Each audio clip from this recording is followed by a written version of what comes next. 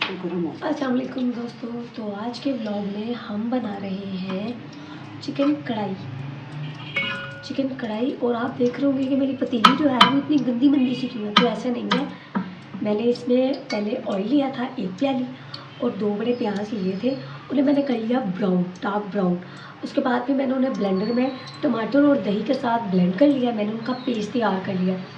अब मैंने इसमें मज़ीद हाफ़ प्याली और ऑयल डाला है, घी ऑयल दोनों ही डाले हैं।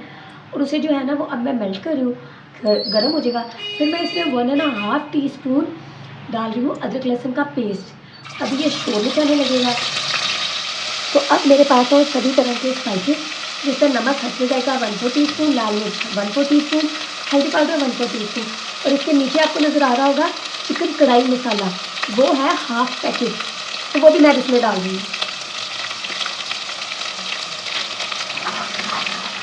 अब हम सारा पेस्ट जो है वो इसमें डाल देंगे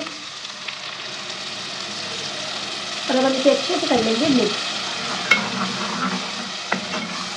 अब ये जैसे मसाला भुनाई की तरफ जाएगा फिर हम इसमें डालेंगे चिकन।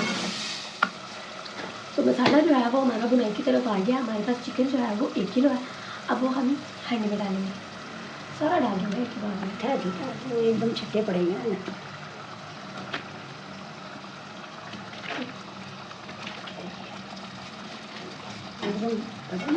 राइस में ना पक जाएगा अच्छी तरह चिकन, नमक मिर्च भी अंदर तक रच जाएगा। हमने चिकन को जो है वो मसाले के साथ अच्छी तरह मिक्स कर दिया। अब हम इसे पकने के लिए छोड़ देंगे। कितनी देर के लिए? 5-10 मिनट के लिए। 5-10 मिनट के लिए फिर आपको दिखाते हैं। तो देखिए दोस्तों, चिकन जो है वो हमारा भुन रहा है और मज़ीद इस पर ऑयल जो आ गया बुनाई के साथ।